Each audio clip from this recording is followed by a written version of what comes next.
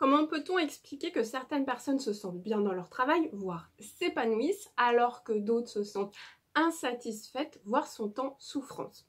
Eh bien, il y a deux facteurs qui l'expliquent. Donc tout d'abord, la motivation intrinsèque, c'est le fait d'apprécier ce que l'on fait pour ce que l'on fait, ce que ça nous apporte, et pas l'hypothétique potentielle éventuelle récompense qu'on nous agite sous le nez comme un pompon qui serait agité sous le nez d'un enfant dans un manège et qui nous fait toujours courir après quelque chose que finalement il n'est pas forcément évident d'atteindre et qui génère de la désillusion. Et la deuxième chose, c'est le cadre professionnel, le contexte professionnel qui peut être propice à l'expression des potentiels ou au contraire qui peut être néfaste. Donc c'est vraiment cette adéquation entre une personne, ses forces, son moteur de motivation, sa zone d'excellence, ses talents et un environnement professionnel. Et quand il y a cette adéquation, c'est là que la magie opère. Donc c'est finalement assez simple. Alors oui, c'est pas évident à dire, c'est pas évident à reconnaître, mais finalement c'est assez simple. Je suis Laurie Rafalen. Mon moteur de motivation dans la vie, ce qui m'anime profondément, c'est d'évoluer et de faire évoluer. Et mon domaine d'expertise depuis bientôt 20 ans maintenant, c'est l'accompagnement professionnel, c'est-à-dire être au service du développement professionnel des personnes que j'accompagne. Et c'est dans cette vision donc dont je vous parlais, la motivation intrinsèque et l'environnement favorable, de rechercher cette adéquation. C'est dans cette vision, cette approche que j'ai managé mes équipes. Donc pour moi, la culture managériale encore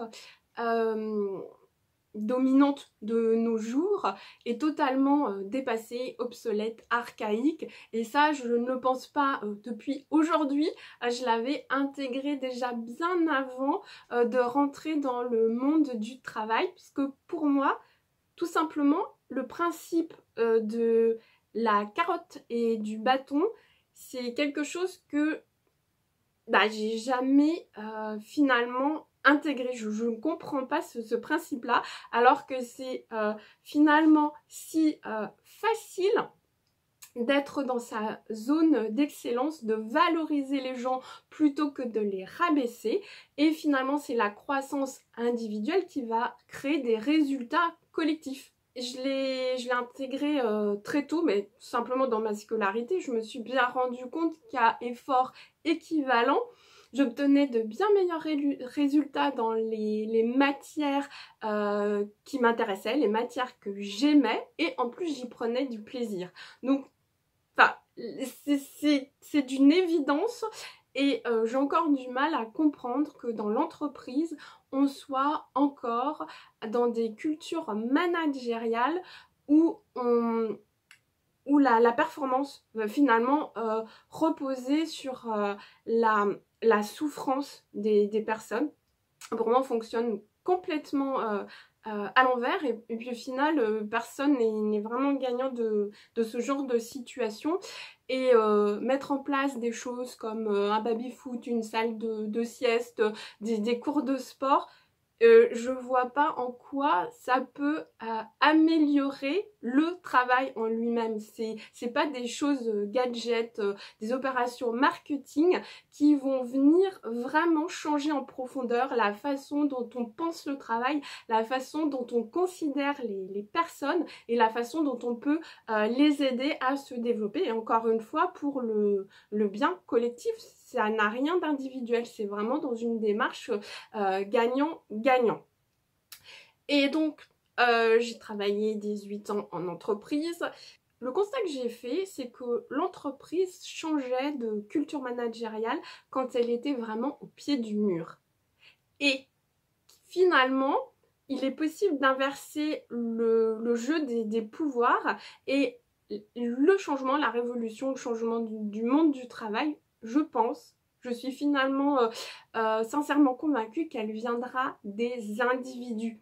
qui, en refusant certaines choses, vont forcer les entreprises, et on le voit de toute façon déjà dans certains secteurs où vraiment il y a des pénuries, où les personnes ont finalement se sont rendues compte qu'il y avait d'autres possibilités, qu'elles pouvaient quitter un secteur d'activité qui ne leur correspondait pas pour aller vers un autre secteur plus en phase et avec leurs valeurs, avec leur potentiel. Et donc vraiment, voilà, moi c'est maintenant, après avoir essayé finalement de changer l'entreprise de l'intérieur, je me rends compte que finalement j'étais un peu seule dans cette démarche-là. Et je voudrais lancer une sorte de lancer, finalement elle est déjà lancée comme je disais, mais aider finalement à une prise de conscience encore plus importante, vraiment au niveau de l'individu. Et comme je vous le disais, chacun a quand même une latitude pour agir, et notamment, comme je le disais en tout début, la motivation intrinsèque. Donc motivation intrinsèque, et après, une fois que vous avez vraiment défini votre moteur de motivation, vos valeurs, votre zone d'excellence, et que vous ne voulez plus faire aucune concession, enfin en tout cas limiter les concessions là-dessus, parce que vous savez que c'est pas dans votre intérêt, et si c'est pas dans votre intérêt, finalement ce n'est pas dans l'intérêt collectif. Donc c'est de pouvoir avoir identifié vraiment ça et s'y tenir pour chercher, trouver l'environnement professionnel qui sera lui pour le coup propice à votre développement professionnel, votre épanouissement. Donc là, ce que j'aimerais vous partager sur cette chaîne YouTube, c'est un autre regard, une autre vision des choses, de comment le travail pourrait être autrement si on était, encore une fois, dans cette vision d'épanouissement de l'individu pour créer des résultats collectifs. Et ce ne sont pas des choses comme ça que je tire de mon chapeau, ce ne sont pas des études faites en laboratoire, c'est vraiment issu de mon expérience terrain en entreprise pendant 18 ans, la façon dont j'ai managé mes équipes. Mais aujourd'hui, voilà, j'aimerais en fait que ce message dépasse les simples murs de l'entreprise. Et c'est aussi pour ça que j'ai voulu créer mon entreprise à moi, pour et tous les relais que je peux avoir sur les différents canaux où je peux m'exprimer, mais c'est vraiment pour diffuser ce message parce que parfois c'est tellement évident pour moi en fait, j'arrive même pas à comprendre comment on peut encore fonctionner avec des modes mais complètement archaïques et qui fait encore souffrir des gens, alors qu'il y a d'autres façons de faire. Alors, je suis pas non plus dans une utopie où il y a zéro souffrance, mais en tout cas, il y a certaines choses qu'on peut quand même limiter. Et finalement, on a tous la possibilité de pouvoir agir dans ce sens. Donc voilà, ce serait le message que j'aimerais pouvoir partager au travers les futures vidéos. J'ai déjà partagé ma vision dans les vidéos qui sont déjà publiées, mais je l'avais peut-être pas exprimée sous cette forme-là. Aujourd'hui, là, je sais pas, je ressens vraiment ce besoin que les choses changent. Alors peut-être tout simplement parce que dans les accompagnements que j'ai de plus en plus de personnes qui ont connu un burn-out. Et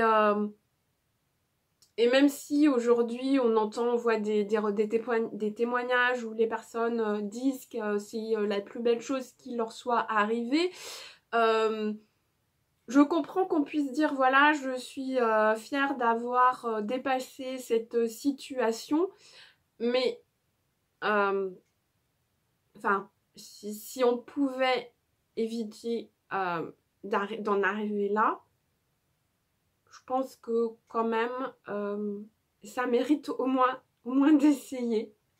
Donc voilà ce que je pouvais...